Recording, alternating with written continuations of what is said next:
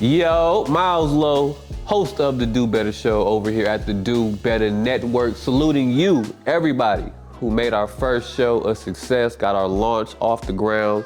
We appreciate it, and excited for 2025. It's gonna be a big year. I feel it. I know you can feel it.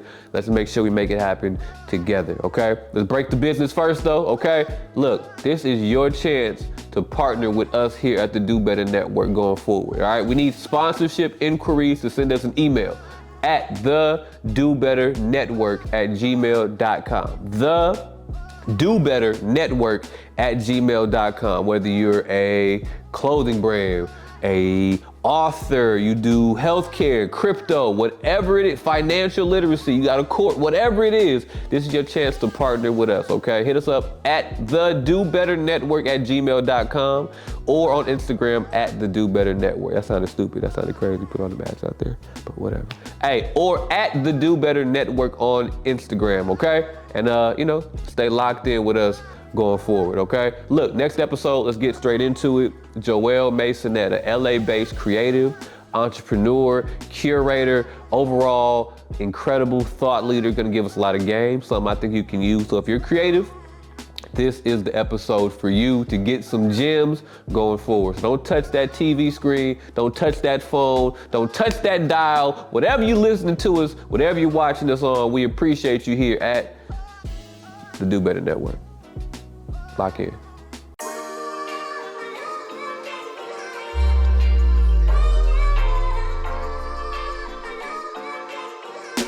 We rolling? Yeah, we rolling? Hey, man. I ain't mean to go on that tangent with y'all, man. But you know where you at, man. It's the Do Better Show. The new better, Do Better Show. Who better to make you better? You guessed it, the better you, man. I am your host, your player partner, the one and only, your man, Miles Lowe. But it's not about me, all right? I don't want to sit up here and take no more of your time. Got my esteemed guests in the building, man. Joel on the track Productions, man. Introduce yourself, man, how you want to be introduced, how you want to be remembered throughout time, player. Yeah, man. So my name is Joel Anthony Maisonet, aka Joel on the Track. I am a music producer, DJ, songwriter, engineer, whatever you need me to be at that day. And I own a small production company, digital production specifically, called On the Track Productions. We're actually shooting in one of my studios. I will be opening more here soon. But yeah, I'm just out here trying to elevate, teach artists that they can kind of do everything on their own, literally from the photo to the video to the content, strategy, all of that, because I am somebody who is literally doing that.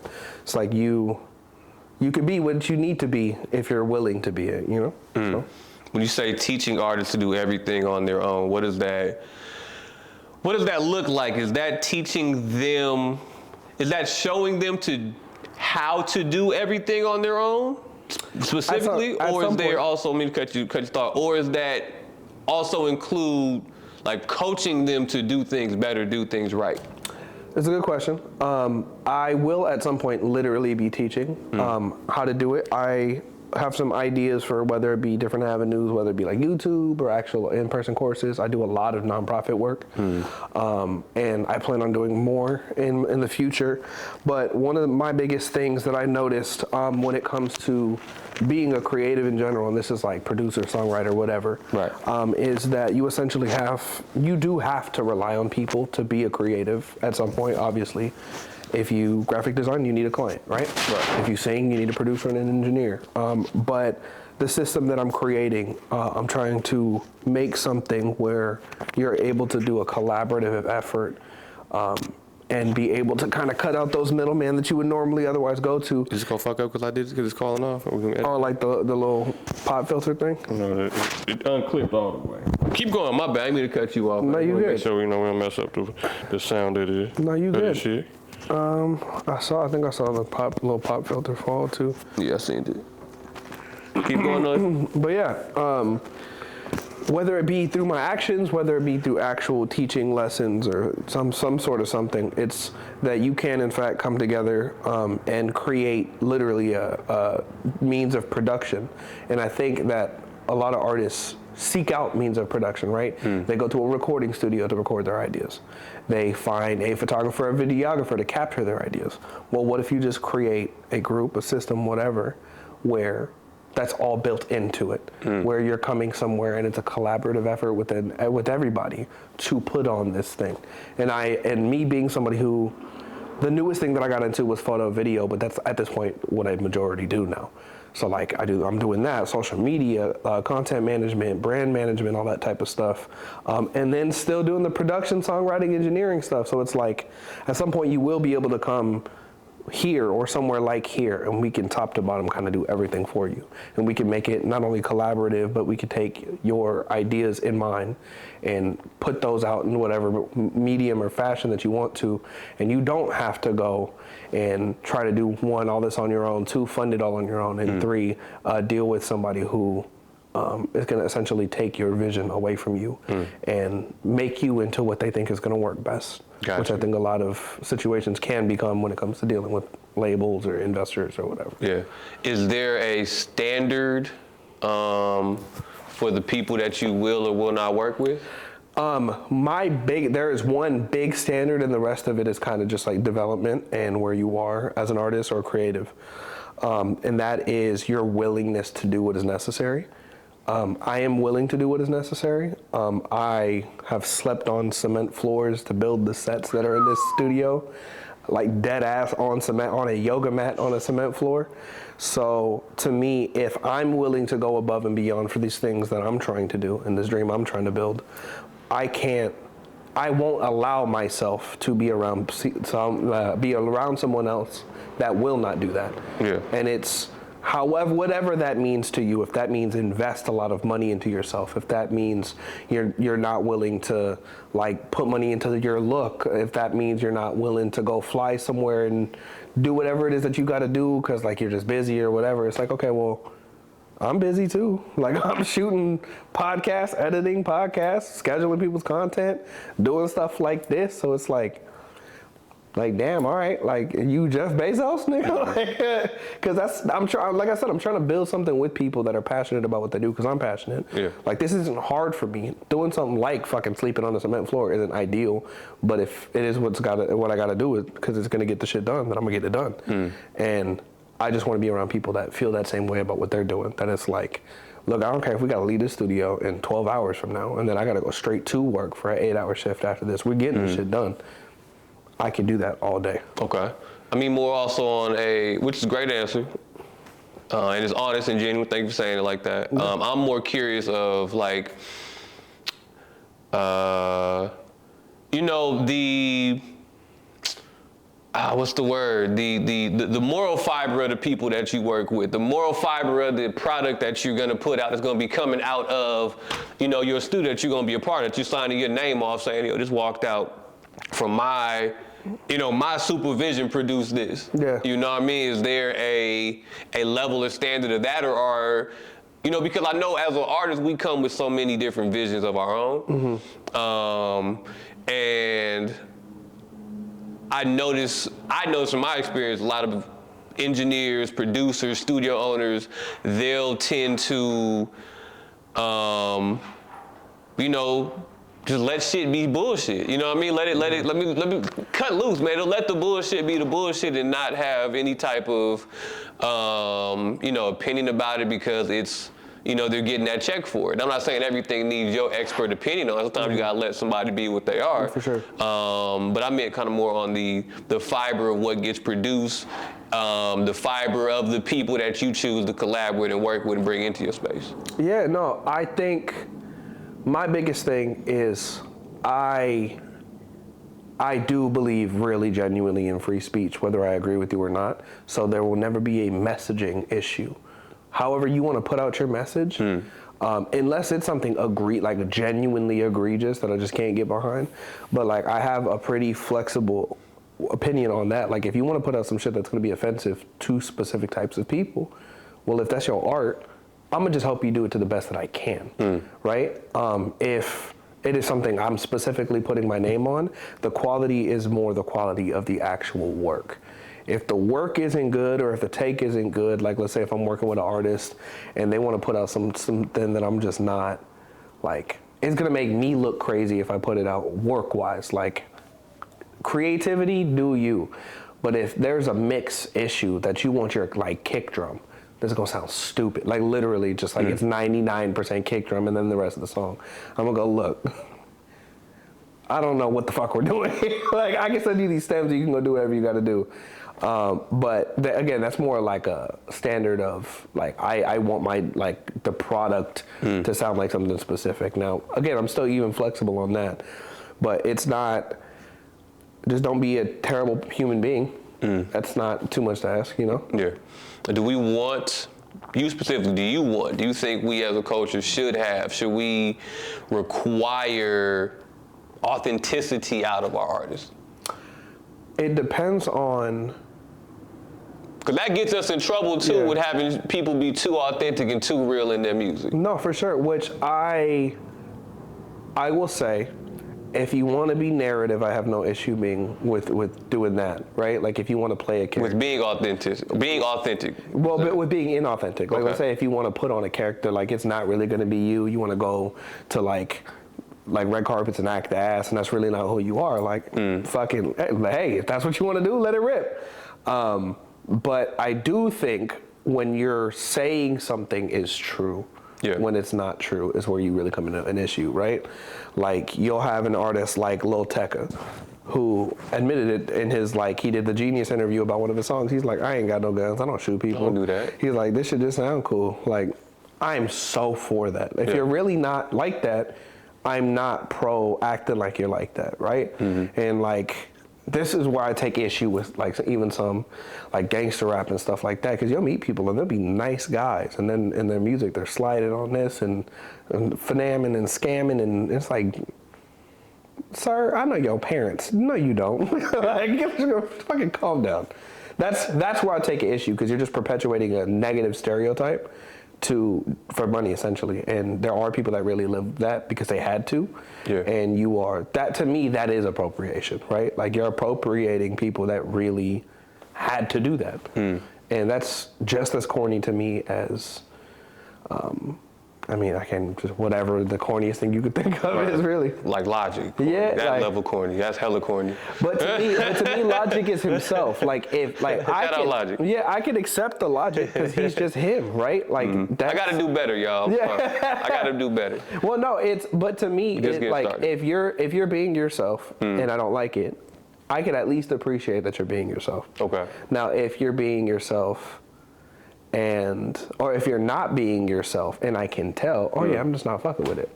If you're telling me that, oh yeah, this is me, this is what don't do that. Okay. Don't do all that. I don't do unless like somebody like 50 Cent admits he's a troll. I could do that all day. Yeah. Because he admits what he's doing.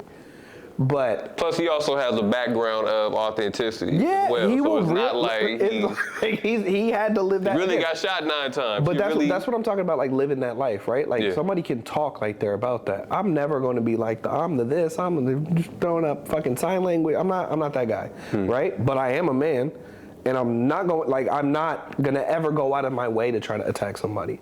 But don't try me, because hey. You know, we have amendments and rights on things that we can hold. Yeah. You know what I mean? Like I'm gonna come and shoot you, I'm gonna go home. That's all I'm saying. You know what I mean? Like, which is very different. I think you're allowed to be a grown adult man and protect yourself, but to be the guy that says I'm gonna go fight you or slide on you or this or that, and you're really not that guy. If you are that guy, hey. Yeah. You know, I wish you weren't. Like I wish better for you, but let's flip to the other side of the product, away from the producer and into the consumer side. Should we have these type of standards for the product we're consuming? And I'm talking more about, and really what I also want to get at too is I want to see, how you feel about the lifespan of not just the music industry, but the music we're creating as a whole, as a generation right now. I think that we are consuming a lot of bullshit through the music, but I understand it because I'm creating a lot of it as well. I'm around the creative process around it as well. Not saying I'm personally creating, but I'm around enough of the process to understand why and how this comes about. Yeah. But I've always been the type of person that's been until pretty recently, I was like, you know what, now there's gonna have to be it's gotta be a balance. It's like a little, it's gotta be, you know what I mean? You have to have the counter reach, you know what I mean? Yeah. To where I started flipping my mind lately to understand that I don't think you need to have, I don't think nobody says, you know what, I need to do more bad because I got too much good going on, you know what I mean? Yeah. So that's where I ask, you know, as a consumer, should we change our palette for what we are accepting as, you know what I mean, pretty much food for the brain, you know what I mean? We eat enough bad food as is, we watch enough bad TV, enough, you know what I mean, stuff through social media, and then we just get it through the earwaves as well to digest it. And I think that, you know, if we switch that up, you know, and get more healthy on that front, it'll start healing us as well. I think, you know, healing music may be where the direction needs to go, but I'm not a producer, one. Yeah. I'm not perfect either, and I'm still more of a storyteller as well, that I will tell. I'm more of an authentic storyteller, so I'll tell true stories, and not every story is good. Some stories are dark, some stories are, you know, a little incriminating to myself sometimes. Facts. But it's all in the spirit of doing better. Shout out to Do Better Show, Do Better Network. You know what I mean? But Yeah. so I mean, yeah. So take whatever I said how you want to. But the main thing I want to ask too is, should we change the way we consume our music, what we consume, and our palette for what we consume?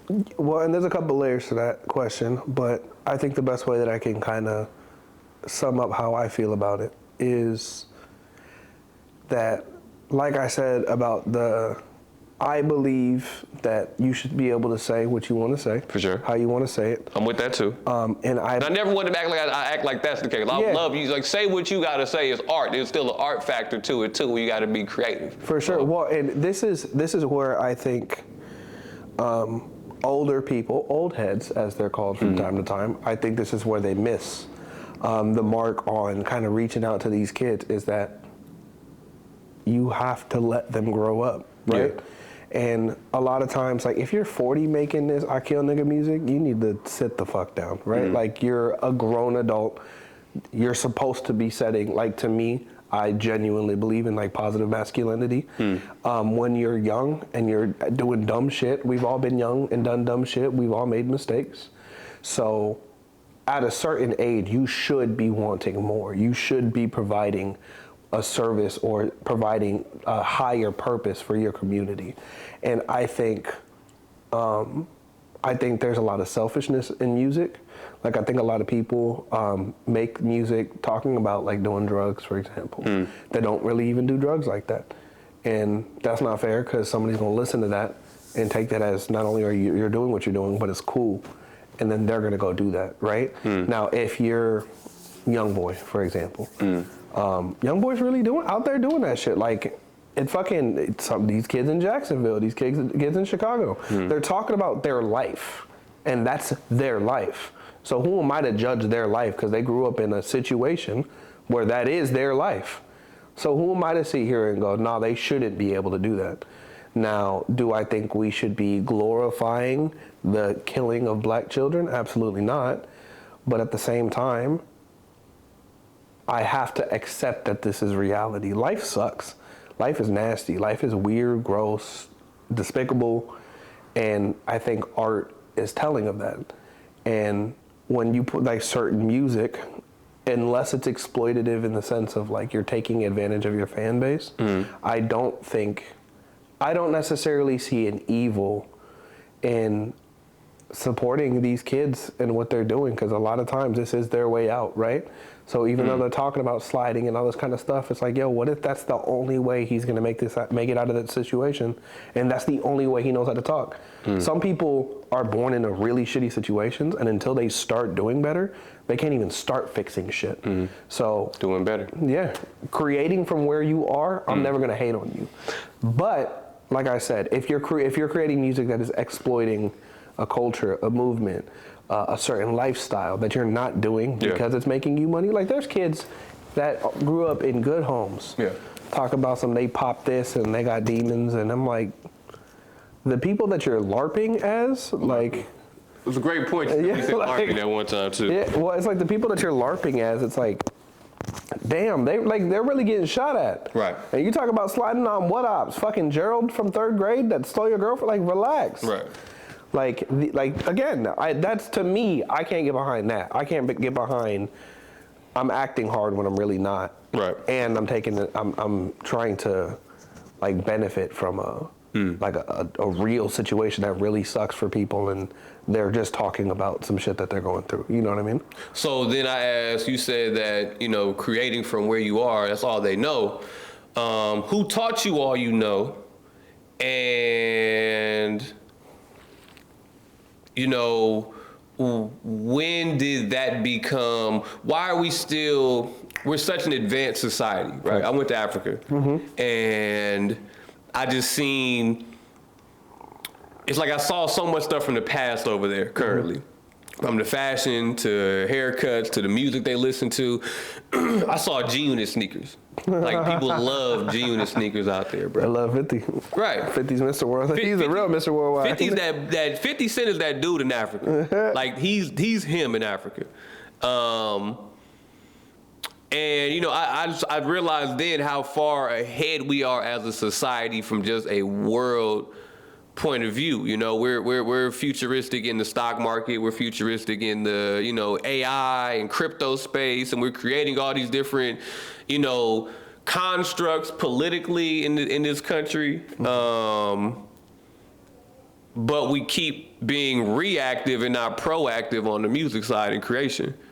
So I beg to differ on that. We can create proactively. We don't have to just create from. And I get that for myself as a storyteller. I'm like, I'm always kind of. The term I used, or I heard, was like exploiting your past, exploiting your pains or whatever to get, you know what I mean, to squeeze whatever you get out of it. But on the flip side of that exact point, wouldn't you essentially be exploiting the positive feeling that you feel, creating music from that place? No, because you say exploiting. When you say exploiting itself, I don't have the exact definition, but I mean exploiting and exporting are two different things, I think. Sure. Well, you know what I mean? One is healthy, one is not healthy. Well, I think that's adding pillaging, mining. You know what I mean? It's two different things. Sure, but I think that's kind of adding a positive or a negative to feelings, and I think feelings are vast, right? I can listen to Benny the Butcher with knowing he doesn't sell crack anymore. Right. And I'm not a crack dealer, never have been or will be, but I absolutely will lean my seat back and fucking have a little lean when I'm listening to Benny the Butcher. Sure. Now, that's a feeling, right? And Benny talks about like that he's not there, he doesn't want to be there. Yeah. But it's again, I think it's creating from the resources that you have. Right. And I don't necessarily attribute when it comes to art, and this is not me saying that what they're creating is good, right, or whatever. I choose not to do that, which is like, I want to create a space where you can create what you feel comfortable creating. As you grow, as opportunities arise for you, that might change. You might start talking about something a little bit different. You might start talking about depression, but I believe in accepting where you are, and then we can go from there, right? If you put out a #1 hit song that is fucking, you talk about sliding on ops, and you get more money than you've ever seen, and all of a sudden you live in a new environment where you're not fucking afraid that you're gonna die every day, like, well, damn, now you start thinking a little bit different about music. It's like, I don't know if I want to talk about shooting at people every fucking day. I'm kind of tired of being this hard nigga I'm supposed to be. But if I created a space of judgment telling you what you should do, I've now removed that opportunity from you to grow, because I'm expecting something of you that you mentally aren't there for yet. When you're really have no expectations when it comes to the art. When you're helping somebody, help is the best type of help. A lot of times is to accept them as they are, and then to give them the option to be something else. Not like, you could be doing this or you should be doing this, of like, well, what are you doing? And then asking questions and allowing space. Like, if somebody comes to me and is like, damn, I don't want to gangbang anymore, I'd be like, okay, like, what brought you to that point?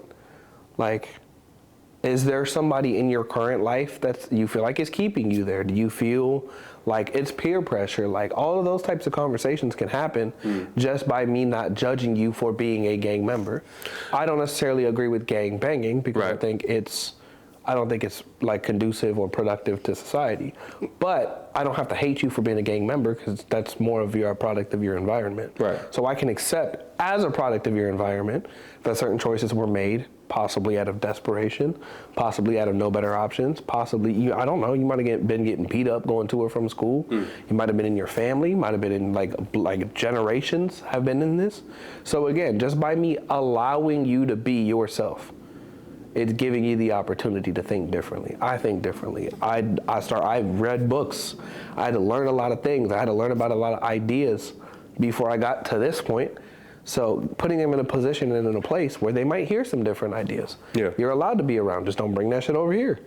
And you're allowed to, you got questions about something, ask away. I'm not going to judge you from where you are. I'm going to just give you the opportunity to be whatever you want to be when you get here. Got you. Okay. I was going to add to that, you know, I think that there's a, you talk about, you know, what got you here, and I think a lot of it is, you know, we're a prisoner of our circumstances, I think, and our situation and what we're around. And I think I know it's impossible for us to escape whatever our current environment is. You know, I mean, it's impossible for us to think bigger than what our environment allows us to do a lot of times.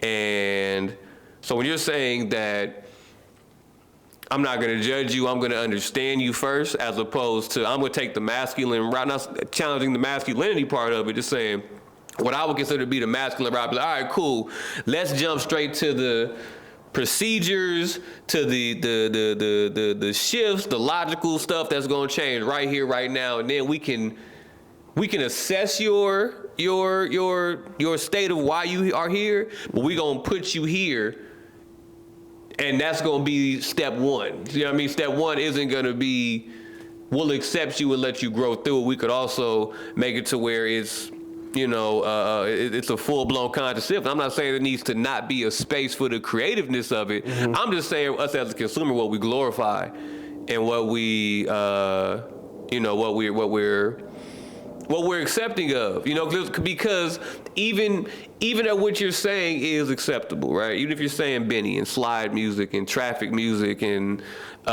you know, trap or whatever you want to put on it, whole music.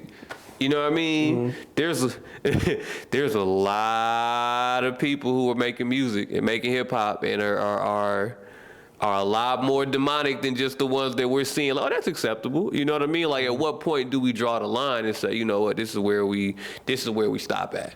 Well, and that's up to, and if not, and if there is no actual place that we definitely have that at, is that, you know what I mean? Is that going to lead to the death of the culture? I don't think nothing's going to kill the culture. I think it's, you know what I mean, the culture's too big to be killed anyway. It's going to continue to evolve. Well, the difference, or stay stagnant. I think the way that I think about it is the best way to think about it, for the best way to explain how I think about it, is that for there to be change, you have to offer alternatives. Tyler is an alternative. Tyler is from LA, from these same areas that these people are from. And not everybody want to be these gang member, I shoot at people, slide, bang, bang rappers, right? Well, you get somebody like Tyler, who's really from LA, who's really been around, and who just did his own thing. Now, before Tyler, because Tyler's gotten a lot of pushback from his creativity, from his sound, from what he's trying, the culture has tried to push him out with every bit of it they had, right? They did, I mean, Pharrell was kind of in that position too. Like, Pharrell was like other, right? He had to rap how he rapped for him to be like a part of the culture, or else he talking about Pharrell? You talking about? Talking about Pharrell. Okay. Like, Pharrell was this other thing, right? Like, there's a lot of people that are called Pharrell Cordy. Pharrell can really rap. Pharrell's really produced like hip hop records, right? But people wouldn't like, they'll be like, oh, that's Pharrell. Okay, cool. Well, when is Pharrell acceptable to be hip hop? Because he is. Like, that is, obviously he's more of a creative and he does other things now, but Pharrell is the alternative. Did you see the movie, by the way? The Lego movie? Piece by piece, yeah. I'm gonna go see it. I'm Okay. excited. Me and my girl was talking about it. Yeah. But it's offering alternatives. You can be a Tyler. You could do something completely different. And Tyler's created his whole own ecosystem. For sure. The way that sounds, the way that, like, the Odd Future wave, what it did to music. Undeniable. Not only was it undeniable, but it's given birth to sounds on sounds on sounds. We got Sid, the internet, Steve Lacy. Like, For sure. There's a whole, like, borderline whole style and sound that has been created off of the lane that he's carved out, right? And that's gonna keep happening. And I'm happy to see it happen because that is expansion. When hip hop, it started as struggle music, and that's something I don't think a lot of people remember when they're talking about, like, old school hip hop was better and all this kind of stuff. It was struggle music. Like, it was created from people in struggle, enjoying what they could enjoy and telling stories about what they could tell stories about.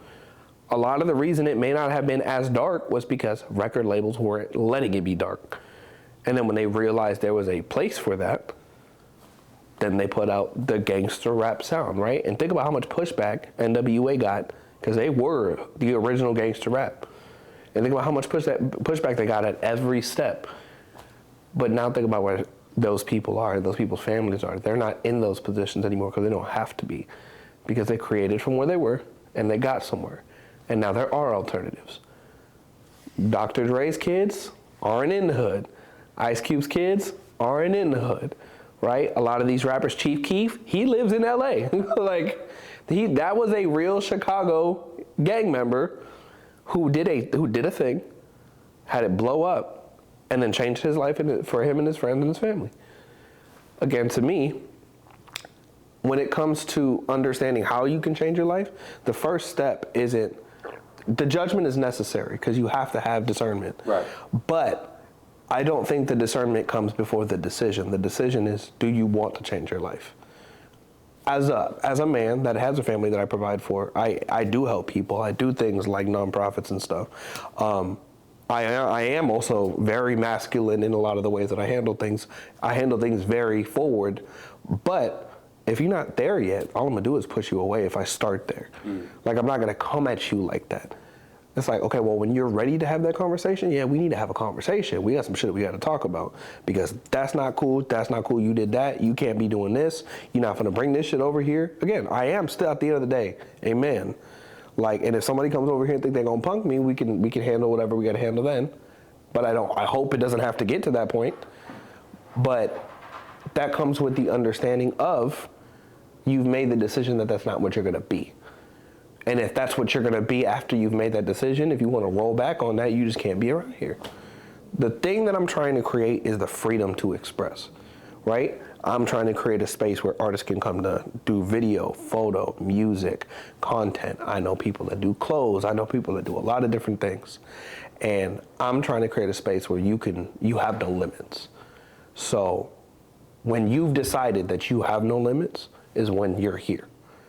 And you're gonna have to stand on that by your actions, by the things that you do on a daily basis, by the people you even bring over here. Because again, if it's gonna jeopardize me or any of the other people that come over here or to any of my other spaces, yeah, you can't be here. Because this is bigger than me and it's bigger than you. And if you're not ready for that decision, then you're just not ready for that decision. Like, and I'm okay with that. If you can't be around, that's not on me, that's on you. That's how I feel about it. But I don't have to judge it. You know what I mean? I'll judge it when it's time to judge it. Right. But until that day, do what you want to do, man. Okay. You know, speaking of one of my favorite rappers, being the Butcher. Big Griselda. Big Griselda, man. Big BSF. Big BSF, man. GXFR in the building, man. You know what I mean? Shout out Buffalo, man. Shout out real hip hop, man. Shout out lyricism staying alive, man. Griselda's holding the whole era of music down single-handedly. Yeah. And there's other rappers out there. Single-handedly? Griselda. Not just the saying three. that there's not other good rappers. Right. I am saying that if you was like, I gotta listen to just the hippiest, hoppiest music available, and I don't want to listen to nothing else. I just want to listen to some real hip hop shit. Let's take a break right here and let's talk about this, man. Give me your not top 5 like all times or whatever. Like, give me just off top of your head your top 5 hip hop that you're listening to. Right now, currently, okay. Right now. That's a good question. Off top of your head. Benny. I listen to Tana Talk 4 like it's... Benny the Butcher, Tana Talk 4. Vitamins. Okay. That and Burden the Proof, them 2 projects. Okay. That man Benny can rap. Yeah. Who else right now? We can just stop at Benny. Benny. Nah, Butchie. I'm trying to think. I've been on a big R&B tip lately, bro. We'll get to R&B. We'll get to R&B. I'm on hip hop. I've been in my toxic era lately. I don't know what happened. The braids. What is it, the braids? It might be the braids. I started getting braids. I started acting. I started wearing less and going out more and shit. It was bad. But yeah, Benny. A lot of old Busta. Okay. I love old Busta Rhymes. New Busta Rhymes is obviously still good, but like that super weird creative Busta, like as I come back, bro, I don't know what it is about that era Busta. I like how different he was. Michi Darko from Flatbush Zombies. Okay. His delivery and his character, insane, bro. Yeah. I've been listening since Thug Waffle. Who else is good? Because I don't want to go like, oh yeah, I listen to Drake and Kendrick. Everybody listens to Drake and Kendrick. That's like, who? Drake. Shut the fuck up. Like I don't. Like I love J. Cole. I love Forest Hill Drive, but like I can't say that I listen to J. Cole on a daily basis. Like there's so much good music out there. Okay. Who else right now? So you said Benny, Busta, Michi Darko. Michi. You know what? I'll give it to a West Coast artist. I like Zoe Osama. Real. Someone ready to switch lane, get paid up, 100, nope, he got. Happy for the money. I'm gonna tell you the same thing, ho. Get him on my face, ho. What? Okay, so one of the biggest songs. Eat it up, stab it up. One of the songs that I listen to the gym on a daily basis is his "Baby I'm Back" cover that nobody plays, and bro, that shit go crazy. That song for some reason is so hard to me because the "Baby I'm Back" song, regular one, is such a smooth song. And the way I gotta show you that shit later. I don't know if you heard it, bro. He was sliding on that bitch. That's funny. He's an old song with Long Beach, right? Is he Long Beach? No, he's an East Coast crip. He's from over here. LA, not from okay. Yeah. I'm thinking like he down that Compton area down. You know what I mean? Down south. Okay, LA. He's from over here. Okay, Crenshaw nigga. I like that. Yeah. Okay. Well, like literally east side. Okay. But you see me try to jump in like, oh yeah, so yeah, he from what? I don't know politics. I'm trying to think. Shout out to Ensemble. Yeah. One of them ones. Who else I've been listening to? I can't say. I love Tyler. I can't say I've been listening to new Tyler. Okay. I'm an old Tyler fan. Okay, nothing wrong with that. Damn. That's how you know I really Benny, Zoe, Michi, Busta. Bus. Damn. Did you with no delay and know what you saying? Oh, I know. This is actually the only rapper other than Benny that I actually listen to on a regular basis, and it's funny that I didn't mention him earlier, and that it would have slipped my mind, and I would have hated myself for it. Pretty good. And somebody that I personally know. His name is Y2. Okay. Y2 has to be one of the most talented individuals I've ever met in my life. This man puts out mixtape projects that'll body most people's favorite rappers' discography multiple times a year. This nigga makes me mad how good he is. And he writes for a good amount of people. He's written with he's written some stuff that ended up on Nipsey projects, Rihanna projects. He works with this girl named Isla who's super fire. But Y2 is genuinely one of the most talented people and consistent. And this this dude's got like 8 projects in a tuck, like just on any day he could drop. And I've never heard anything like him. Like, he's different because he can do everything everybody else can do, and he can do it all at once in a song and have it make sense and not sound like jarring, which is, he's from fucking Austin, Texas. Like, I don't listen. This he is his own thing. Y2. Shout out to Y2 because that's the homie. We actually have a song out together called Doomsday. It was an MF Doom tribute song. But that was when I was an artist. That's when I spit a bar or two. You know what I'm saying? Back in the old days. All of 3 years ago. But yeah, no. Y2. Pandemic time. So it was a difference. I was blonde and shit. It was right, blonde Joe. Yeah, we don't gotta talk about that. But yeah, he's really different. Like, I gotta show you Y2 because he's genuinely like, one of the most talented people. I don't understand why. Like, I know why he's not super famous because he's really like, he doesn't do the bullshit. He's not no weird nigga. He's not about to sell his soul. Like, and do I believe in selling your soul as in like you can literally sign a paper to sell the actual spirit? Yeah. I really don't know about all that. But he will not do something he does not believe in. And he makes songs about it, how like there are people that will sell cheeks to be famous. And he's just not, if he's gonna ever become a mainstream hit, it's because he did it his way, which I fuck with. So that would be my 5 right there. Busta, Meech, Y2, Benny, Enzo. Okay. I ain't mad at that. It's a solid 5. Yeah. Well, and that's right now. I can't even say that's all time because there's other people that I listen to. Any one of those can get swapped out, but like the consistent ones are Benny and Y2. That's what you've been sliding through LA listening to the last year. Like, okay. Every time I'm like, because I don't like to be too happy. I don't like to be too sad. I like to just be neutral, just vibing. I respect that. And I swear to God, I'll put on Tana Talk 4 and just fucking, I can be in just the most regular whatever mood. So listening to fucking Benny, just fucking emotionless. What? I'm not a caseworker. That's not the reason I sold this shit. Bro. Yeah. Benny, he's different. Yeah. He's different. Well, that wasn't Uncle Bun, was it? That was Uncle Bun. That was Uncle Bun. Yeah, we hit with Special. Yeah, and 38 Special, that song was fucking bananas. What he say? I turned this one brick to a family of white bitches. Bro. Yeah. Yeah, they're different. Yeah. They're different. Shout out Spez, man. Shout out every one of the members of Griselda. Yeah. Every one of them is fucking raw. So why are these artists not getting the type of push that you? Because of them.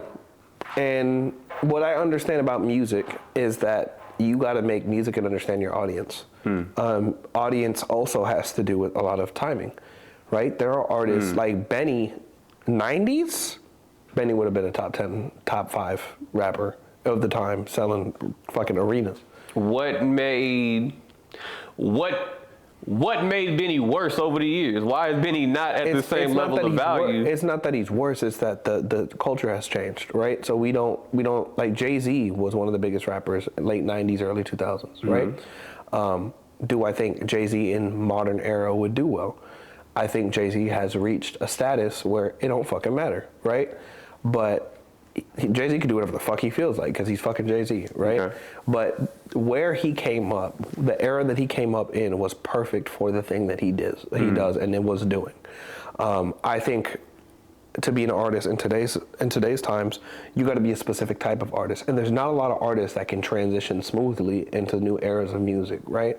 Benny is like, he is a MC, like that is a real crack dealer, like storyteller rapper. Yeah.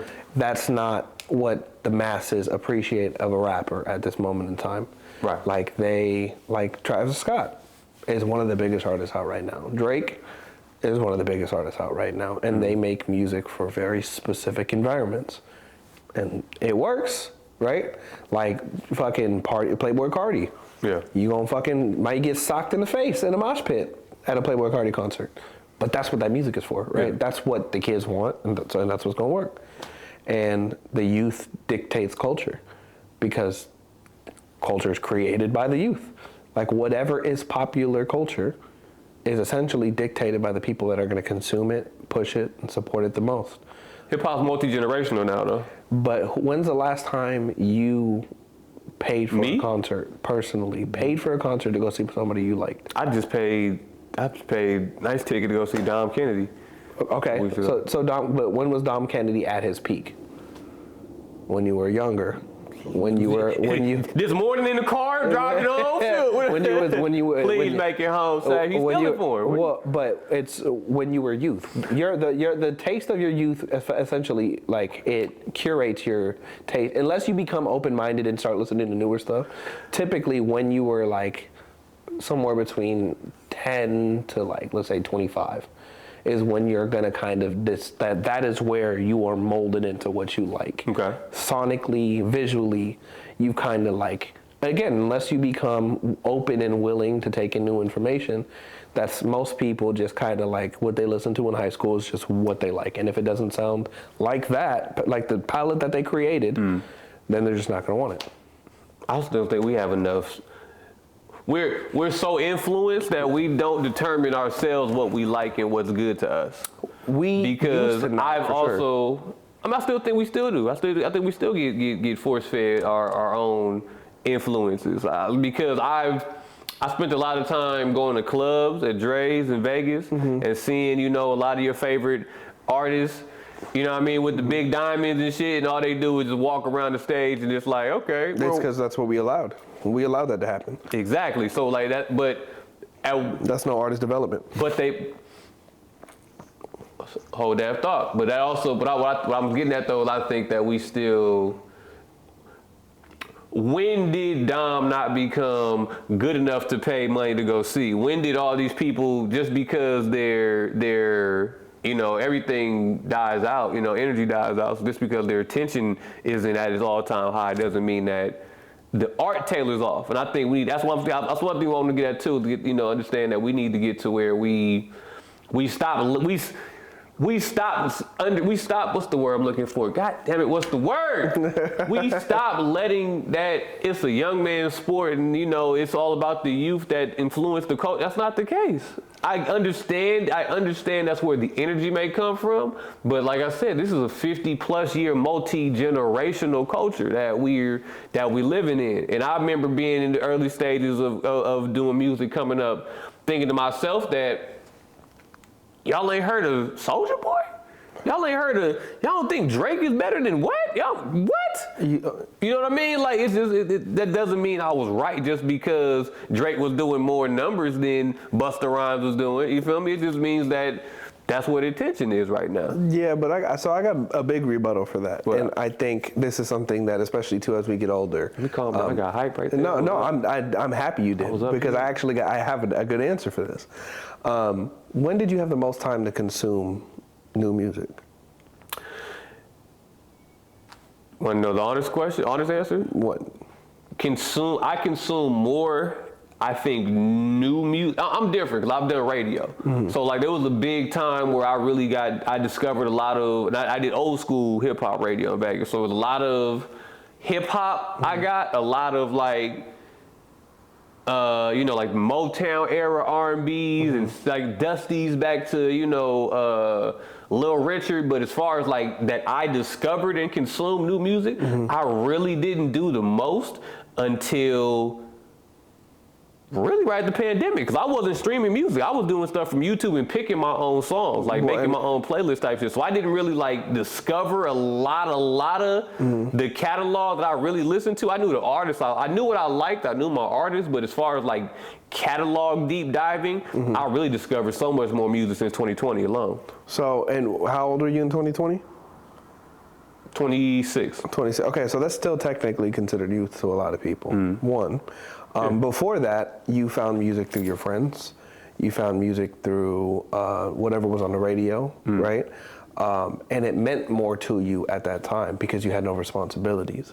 Things like music lose their novelty as you get older, not because they're less novel, but because there are other things that are more important.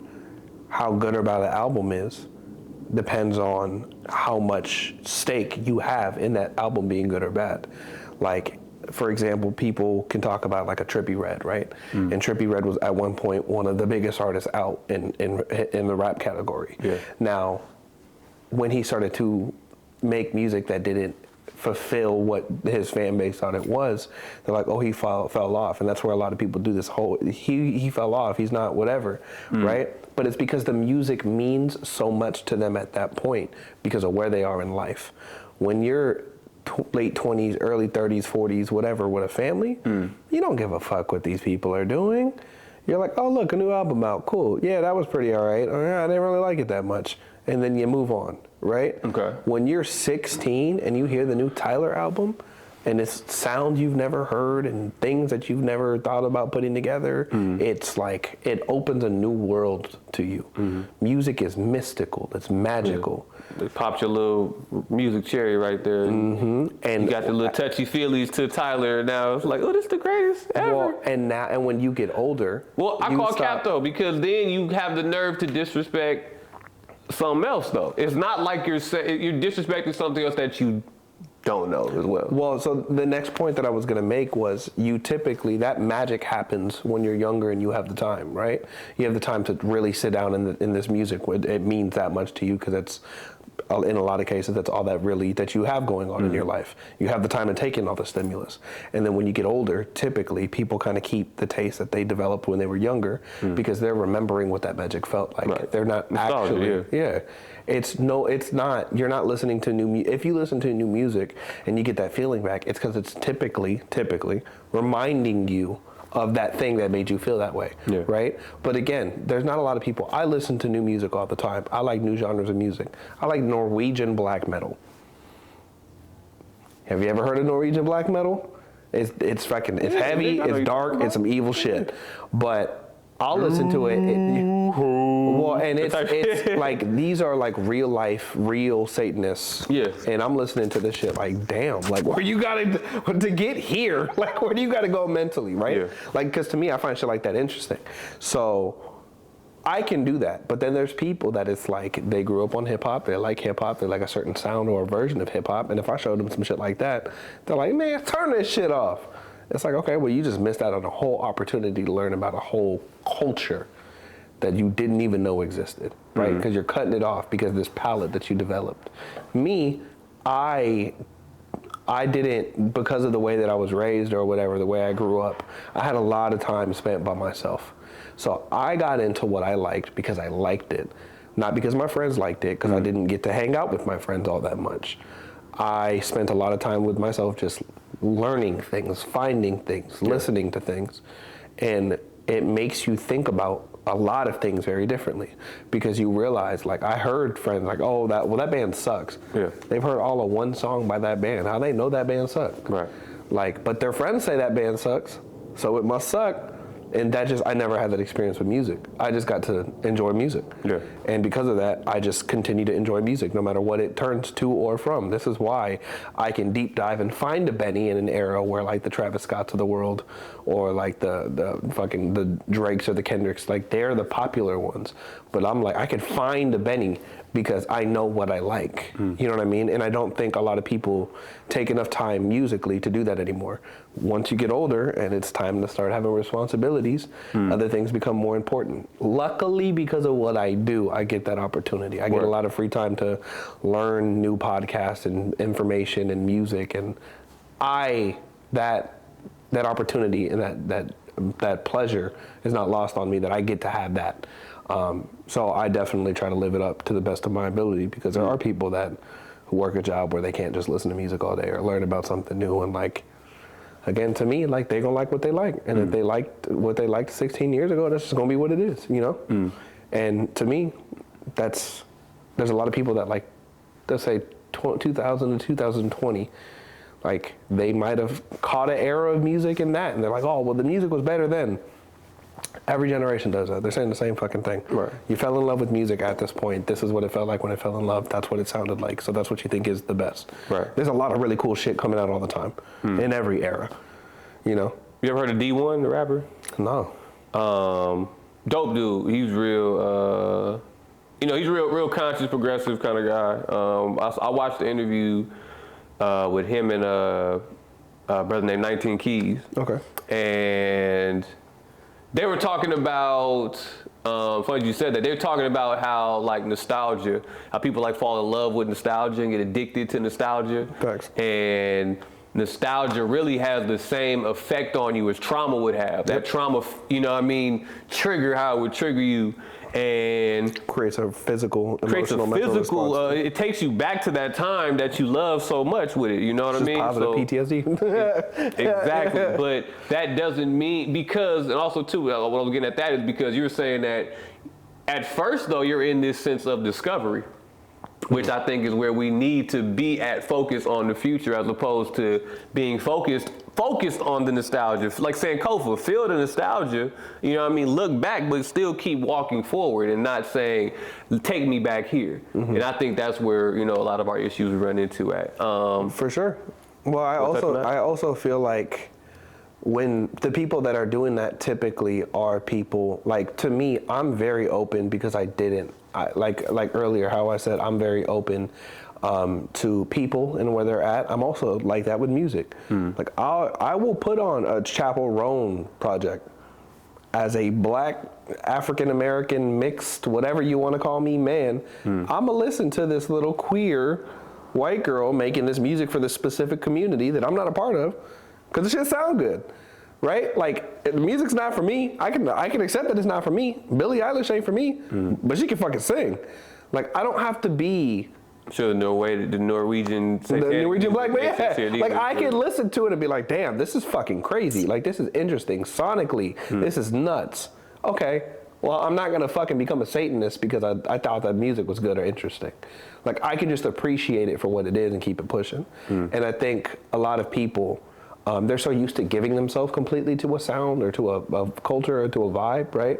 You can't just, most people can't go, oh, I just like Zoe Osama. They're like, oh, well, I got to start cripping now because I like Zoe Osama. Or like, oh, I like this music, therefore I like this lifestyle. Therefore, I don't got to do all that. I can just accept that I like this one part of this thing and just accept that that's all I like, right? I don't have to, it's the same argument when people go, R. Kelly makes bad music, or like, I'm never gonna listen to R. Kelly again. I'm like, there's a reason that he got away with the shit that he got away. Like, pipe R&B, girl. Look, what you talking about? He was unbelievably talented, and that's why he got away with what he got away with.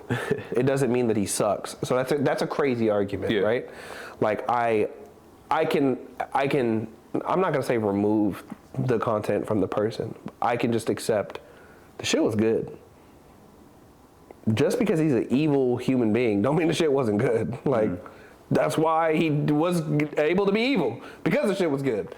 And I think, like I said, like I don't do that with music. I don't do that with people. I don't attribute something to people or a situation that I don't need to. It's just, I got so much shit I gotta do. I don't want to give myself over to any thought, feeling that doesn't need to. I don't need to make an opinion on something if I don't have to. You know what I mean? Like, vote for who you want. I don't care. Are you going to show up to work on time and not suck as a person? Cool. Cool, man. You know? Okay. That's just how I am with everything. I accept that. And I know we're going to have to wrap up here soon. I got a lot more I can go on this, man. A whole lot of different directions. Appreciate you sitting down with me, too. Yeah, no, absolutely. But we talked about, you know, if we talking the dope game, you know what I mean? We talked about, you know, the product from, you know, the dealer side, the artists, the producers that, you know, cook up the dope. Yeah. We talked about it from the consumer that, you know, that buys the dope and, you know, is influenced and affected by what we choose to put out. But what we haven't talked about is the cartel that put the dope in the community, that's still profiting off of it, the music industry. Now, here is where and why I do what I do. A lot of people don't look at them like that, though, by the way. That's cut you off too quick. A lot of people don't look at that. That's exactly what they are, though. Like, to the person. Real bad guy. Business is, by definition, exploitative. Business is, you see an opportunity that is being underutilized, supply and demand. There's a high demand for something you know how to get a supply of. You buy it at a lower cost and you sell it at a higher cost. That's literally like basic economics, right?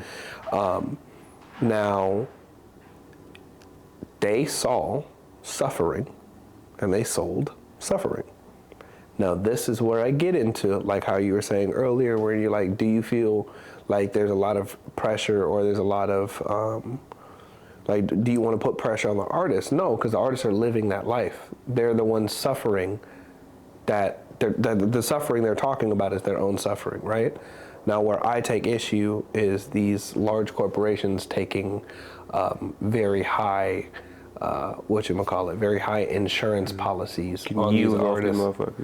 They're fucking people out of hundreds of thousands and millions of dollars, and then when they die, they're not taking care of those families. Like, you just helped spit out this image of people, and you sure as hell helped them do that, but you can't help them with shit else. That's crazy to me. That to me is irresponsible, right?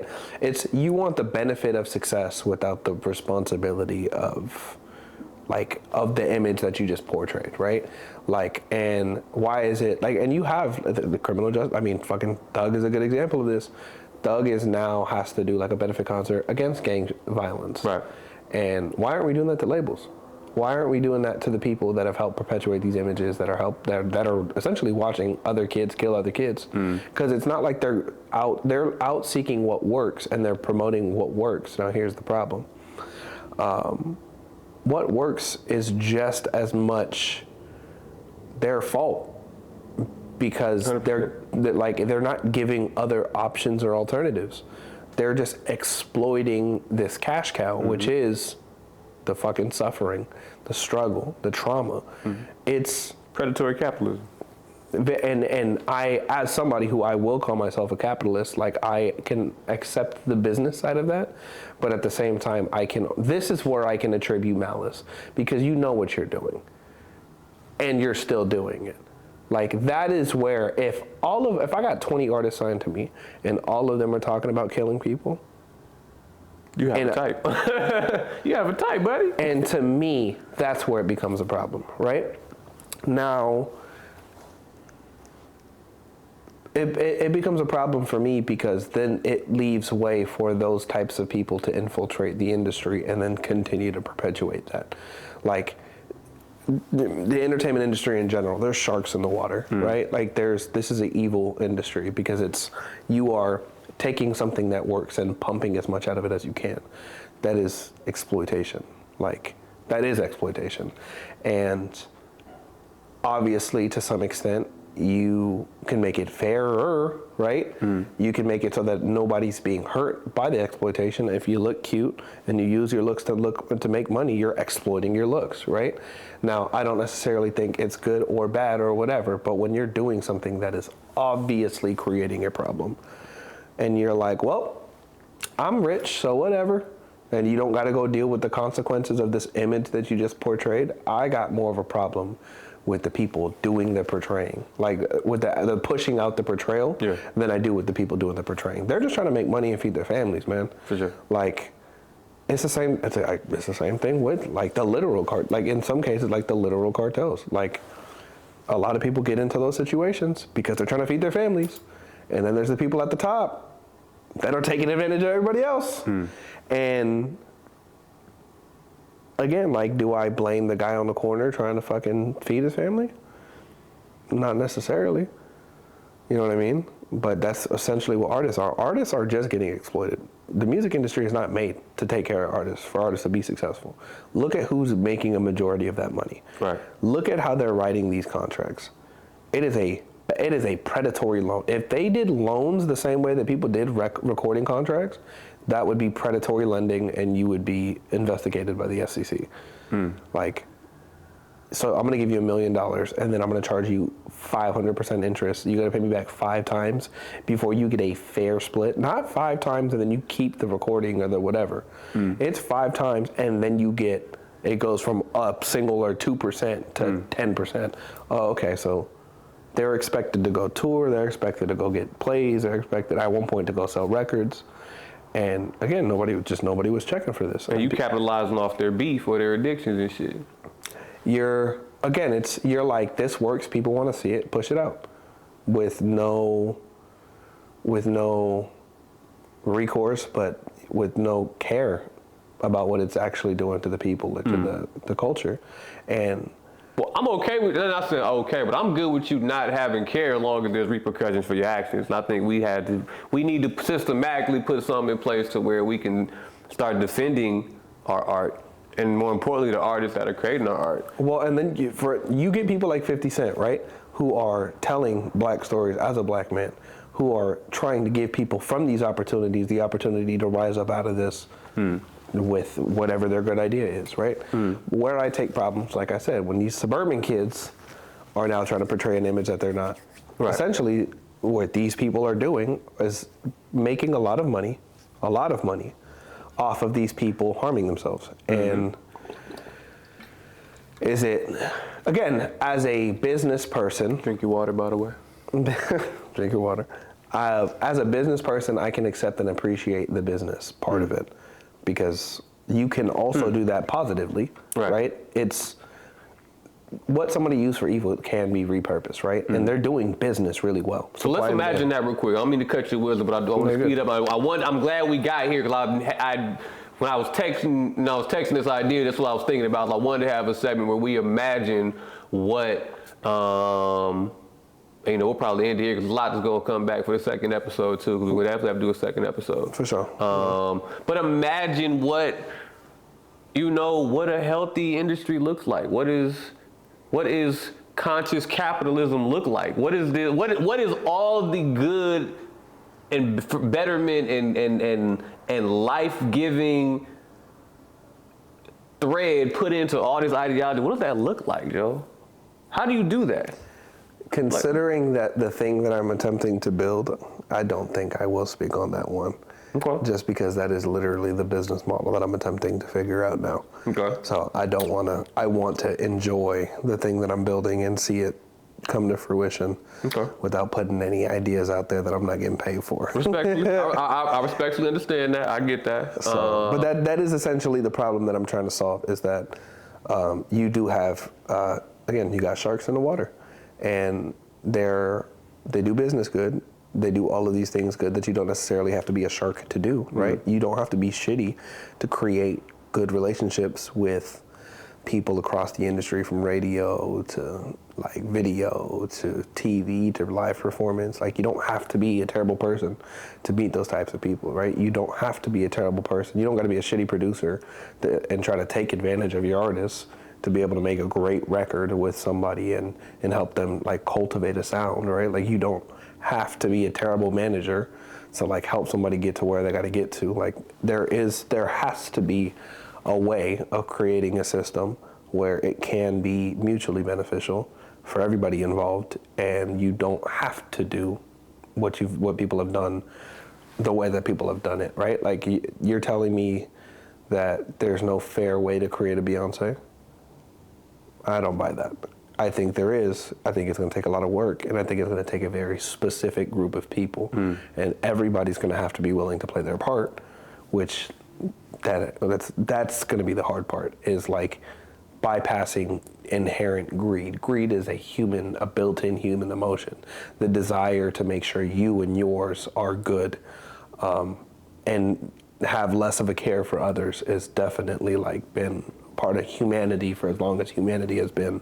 So that's going to be something hard to kind of get past. But I'm very, not only interested, but I'm very invested in attempting to solve that exact problem. Okay.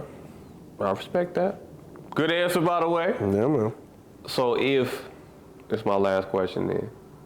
If, let's say you got beef with that lame ass studio down the street or whatever whatever that little studio is, whatever, you got beef with them, and if y'all go to war with each other and y'all got an issue, and now you got a little bit of money, so you can do some damage over to that studio. and you actually go ahead and you do some damage to them over there. You know what I mean? You fuck they shit up a little bit, and but you work for me, and I not only do when they check the receipts for everything that went down. There's also a back record of not just from the money you sent to start this, this war with these people, but there's also a lot of transactions coming in for me. But then the police come and kick in your door. Do I go to jail for that? Yes or no? Well, I'm no snitch, so You're not saying shit. It's not on you to snitch. I'm just asking. Like, just looking at the evidence in front of you, do you go to the person as well that put the money in your account? Well, this is what I will say, and this is as somebody who has, in my free time, I listen to business documentaries and listen to how businesses were created. Positive, negative, however you want to take it. Business is combat. If you choose to engage in a business, you are essentially choosing to engage in combat with everybody that does what you do. Right. We can make an alliance, or we could be enemies. The thing is, when it comes to creating a service, you are either able to create a better product than the other person, or you can't and you die. And if you can't, but you want to win, you essentially have to do things to undermine the other side. Now, this is why I'm trying to create my business the way that I'm trying to create my business. It's hard to undermine somebody doing good business. Okay. I got you. I'm not saying it's impossible, but it's hard to, right? So if I had somebody who was trying to beef with me, first of all, you beefing with your fucking self. But it's your environment. You can't get away from your environment. It's your next door neighbor. Well, I think people that are good at this is people like Pharrell, right? Like, people will try to get Pharrell involved in the specific things. And he's just like, I'm making money. I'm creating things. I'm creating a lane that you can't even compete in. So do what you need to. Like, I hope you figure it out. I hope you're happy. I got no attachment. I had no malice to your actions. You're trying to survive. I'm not trying to survive. I'm trying to thrive. I'm trying to create, which means, like, most of this scenario I probably wouldn't even be involved in, because the second that you like, we a better studio, I'm like, hey man, sure. There's gonna be people that believe that, and then there's gonna be people over here paying me still, because there's people that believe the opposite. And guess what?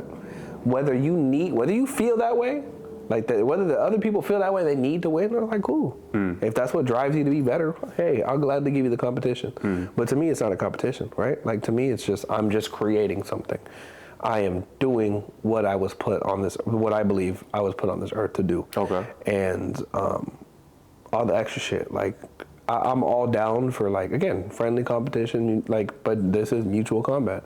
And I understand that when it comes to, let's pretend like we're in a war, right? So all the residual underneath you just falls by the wayside and just collateral damage, what you saying? Yeah, so, like, for me, it's like, if I was in a war, right? I'm trying to build bases. I'm trying to gather resources. I'm trying to do something that's going to set me up for success or be able to withstand an attack. Like, all the extra shit, I wouldn't entertain it. I got people that don't like me, right? I'm not saying you specifically, I'm saying just as a principle more than just you specifically too. Maybe I meant to get that out. Cause you took in a principle, little, in what say? In principle of, you're saying it's a war and you're saying that whatever happens on a collateral level is just collateral damage because it's business. Yeah. That's pretty much what you're saying. Like, if you run a sale and you're like, everybody that books for in the next hour or the next day can do fucking 20% off. And everybody who buys 20% off dies the next day. You feel me? You're gonna get investigated for something. Like, what's wrong with your product? Well, but I don't. And that's gonna lead to who funded your product. Like, it's going to be a whole deeper investigation. It's not going to just stop on, shit, hey, that's just how that's just how the product is, I guess. You know what I'm saying? Like we look at Mark, we look at Mark. I know I took a long way to get there, but we look at like Mark Zuckerberg or something like that, and they have to answer to Congress for all the stuff that they're dealing with, like lawsuits for the effects of social media on people and shit like that. Yeah, which is the price of doing good business. When you get a certain size, you're gonna have to, again, like how we're talking about, like kind of holding like these labels. These labels accountable. Yeah. Exactly. We're not seeing none of them at these RICO trials, and they're not getting their offices ran down into. Well, and they're essentially funding these wars. Yeah, they're accessories and profiting to off these wars. They're encouraged to incite these wars. Now Publicize the wars. Propaganda. On a moral side, I would say that is a good thing to do. Legally, I don't know how much can be done, nor do I think, because essentially, and this is kind of just how I feel in general about a lot of things, certain things that can't be policed are things like, at this point, capitalism, speech, all that type of stuff, right? Unless there's certain things that you say that are like actually egregious that can lead to consequences, but for the most part, if I'm like, if I say something, or if I say that I agree with something and that person goes and does something egregious, that doesn't mean that I agreed with the egregious thing. That means I agreed with what they said, right? Should I be held responsible for agreeing with that type of mentality? No, because maybe I wouldn't have ever taken it that far. And that's where I think labels do get the free, like it was doing well, we just made money, because that is all they're doing. Where I think we can put responsibility on artists, or not even responsibility, more as asking them a question, is just trying to get them to understand one single fact, and I think this would change a lot of stuff. Do you think they care about you? Because they're willing to sell you killing people, you dying, your people dying. They're willing to sell it. But do you think they care? Because they're making money. You're making some money, they're making a lot of money. And they're doing this with a lot of other people too. So do you think they really genuinely care about you? Because not only is it very important for you to ask that question, but then it might really make you consider the type of character you want to put out into the world, because they're making money by you acting ignorant. They're making money by you talking about these things you're doing. They're making money by talking about your trauma. Now, is it so important to you to work with these people and to become so big that you're willing to continue to let them benefit on what this entire group of people are going through, right? Like, they're taking the legit, you are an asset to them. You're not a person. And the second you start making money, they're going to drop you. They don't give a fuck about you, your family, your friends, the people you care. They don't care about none of them. They care about dollar signs. And this is where, as a business person, I can respect the business. But as a human being, I got to put it on other people. The people that are engaging in the transaction. Is this a transaction you really want to engage in? They're willing to let you die. It's not they want you to die. They're just willing to let you for the money. They're willing to portray this image and help you portray this image and put you in a position where you could die. Are you willing to do with that?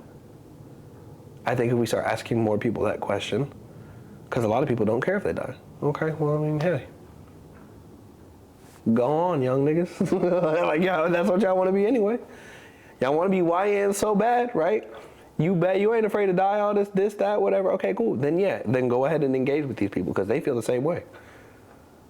They don't care. They'll happily let you fucking say something that'll get you killed. And then they'll happily put out everything that you recorded after you died and give your family nothing. Happily. They're making money. It's a business. They're making dollars. They care about the dollars. And I think, again, as a person, me personally, I don't necessarily, again, I don't make that type of music. I have made that type of music. I don't necessarily want to make that type of music, but I can, and I will. Like, if somebody brings me a project that I really like and that's what you want to talk about, and I really like what we're making, hey, Who am I to tell you that you should or shouldn't make it?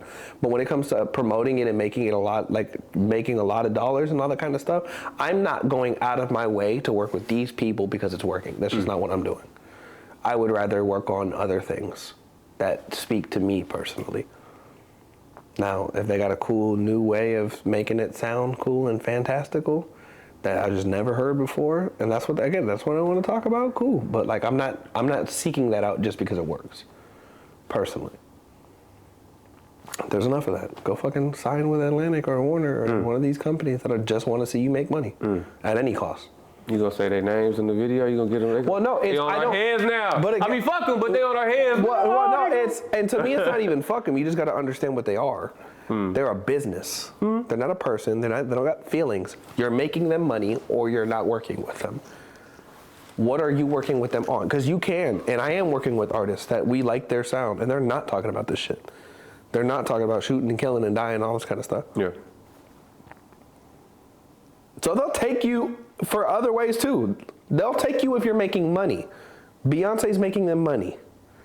You think they're like, Beyonce, you don't talk about killing people enough in your music. Like, no, Beyonce's making bread.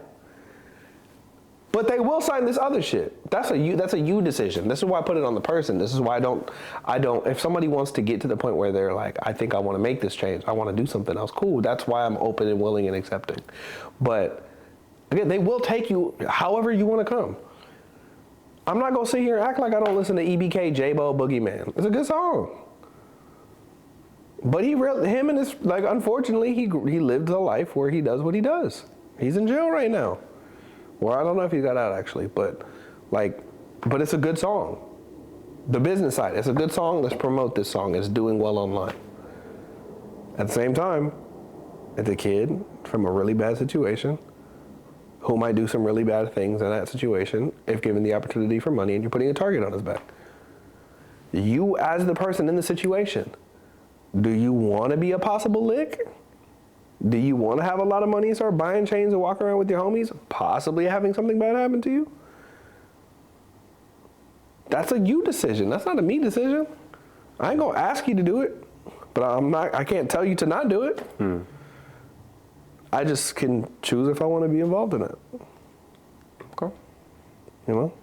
Look, I respect, I accept, I don't neglect, I don't reject. It all works out, man. I get you. Pray for all the little homies out there, man. If you make your music, stay safe. That for sure. Stay safe by any means. Stay safe. But hopefully not by the crazy means. But shit, help you gotta stay safe, man. Stay safe. You feel me? Like they'll tell you do all the other dumb shit, and then that's okay. I'm gonna tell you stay safe, whatever that means. That's okay. Get home. Stay safe. Please make your home safe. Get home to the people that love you. Like, you got more to live for sure. And this is why, again, like I said, I was making that type of music, and I just decided I personally didn't want to make that type of music. It's not because I won't. I just don't want to make that type of music. I'm tired of making the same West Coast type beat. Like, I'm tired of making the same trap beats. You can only make so many drill beats. Like, there's so many other kinds of cool music that you can make. Now, if you want to talk about sliding on a fucking pop song, nuts. I'm down to try it because I'm down to hear what it sounds like. Like I said, I'm not going to judge your artistry, but try stuff. Because when you start trying shit, your brain starts thinking differently. You start thinking about possibilities, and we can go from there. You might find out dang, I don't even like rapping. I want to be a fucking pop singer. I want to be the next Ariana Grande. What's a straight nigga Ariana Grande sound like? I don't know. Let's find out. Right. Okay. Well, shit, Joe, I appreciate you sitting down with me, brother, man. We definitely went over the time I was hoping we was going to go over. We had this whole football talk in the front, too, added to it. But, I think, in general, I do think this, gives a lot of transparent, a lot of good game, and a lot of stuff people can use. Absolutely.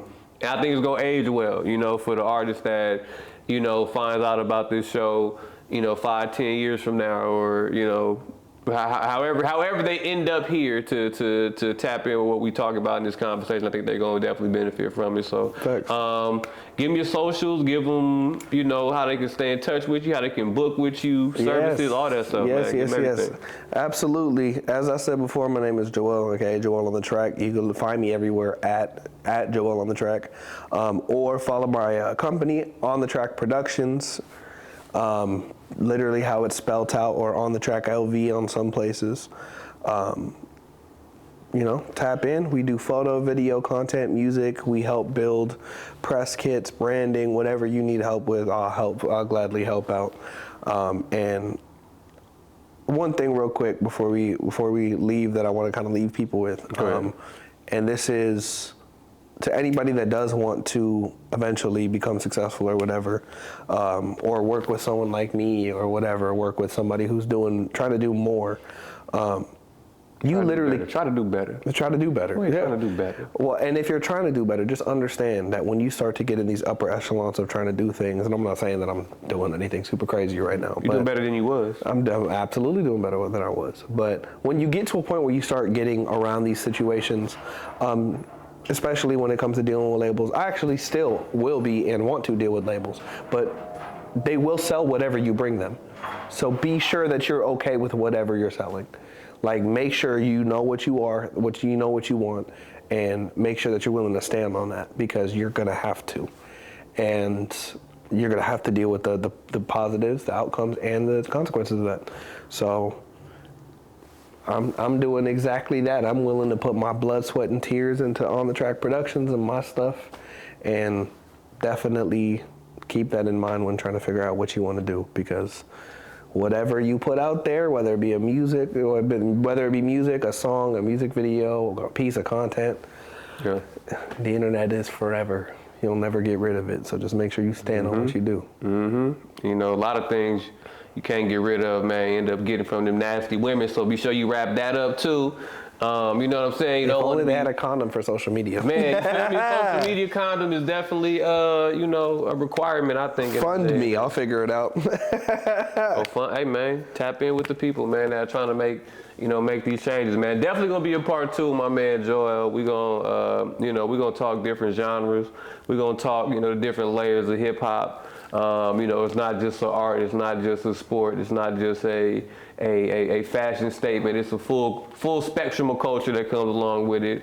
You know, we're gonna talk a little bit more into that conscious capitalism part about writing notes, man. So we're gonna be back at it. But you know where you at. You know, you at the Do Better Networks, the Do Better Show. Knew better, do better show. If you knew better, you do better. So who better to make you better? But, you know, a better you, that's really all it's gonna take. Just make you better, and then you better. And it's, you know, the whole world's better because you better. Either way, man, enough talking. We back next time. Follow me at Miles Low Music, Instagram, Twitter, YouTube, the Do Better Network, Instagram, Twitter, YouTube. Tap in with the movement. Shit, man, I done enough talking. Y'all done enough listening, man. Get back to living life. Let's do better. You did. Absolutely. Yes, sir. That's it, man. Yes, sir. Yes, sir. That was good. Yeah. It's 1 hour and 35. Yeah, I'll leave the time like